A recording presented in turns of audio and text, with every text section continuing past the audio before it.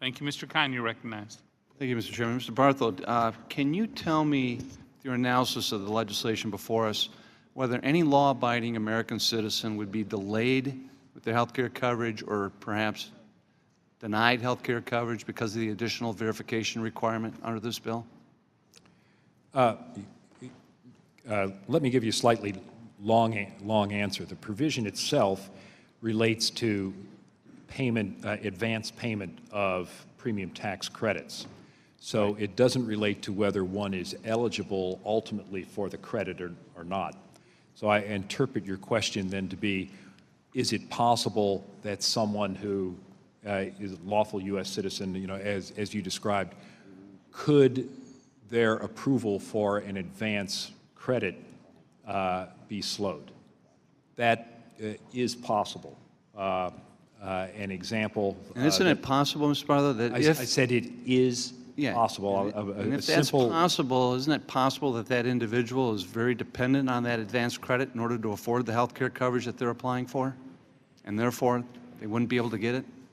Is that possible too?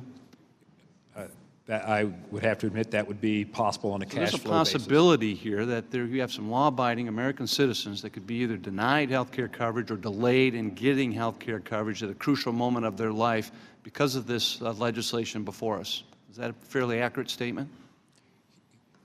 They would not be per se denied the coverage. Your conclusion that they might not, given their cash flow, be able to afford it, I have to agree with.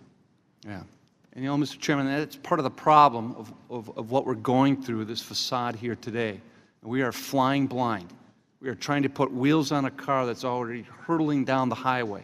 We haven't had one hearing on any one of these bills before us. Not one analysis by the Congressional Budget Office or by any expert or any expert witness coming before this committee. That's a horrible way to make health care policy. I mean, let's get real. We're talking about 1/5 of the entire U.S. economy, the health care system. We're talking about almost 1/2 of all federal discretionary spending, health care costs. We're talking about people's lives and what we're doing here today. And we don't have the common decency to stand up for the integrity of this committee and have one hearing on what we're doing here today.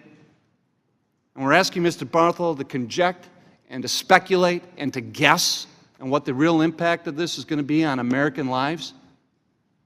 We should just be ashamed of ourselves for a moment here, of how we're going about all of this. This is all cover your butt time today, because the things that you might have overlooked when you're jamming through that health care bill just a few weeks ago and starting to get some pushback and some feedback going, well, you didn't think about this, well, you didn't think about this implication. And now suddenly we're here today wasting hours trying to catch up with that speeding vehicle down the highway and trying to make a bad bill somewhat better. But in the meantime, we're still playing with people's lives. And now the Congressional Budget Office just came out and showed 23 million more uninsured under your legislation.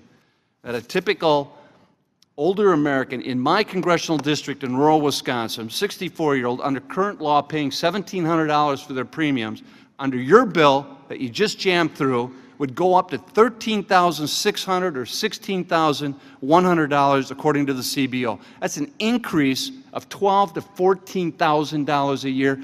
We got a saying for that back home. That dog ain't going to hunt in my district, and it's not going to hunt in any rural district throughout America.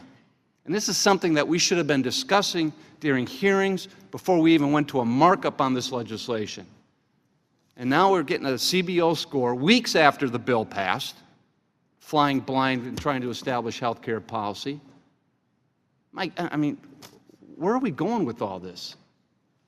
I mean, how do we explain this to the American people who are calling our offices now scared to death because their child has a pre-existing condition and they're not sure, looking into the future under your policy, whether their child's going to be able to keep coverage? That's just a horrible place to put these families in right now. And I didn't mean to put you on the spot, Mr. Barthel, because, again, no analysis, no hearing.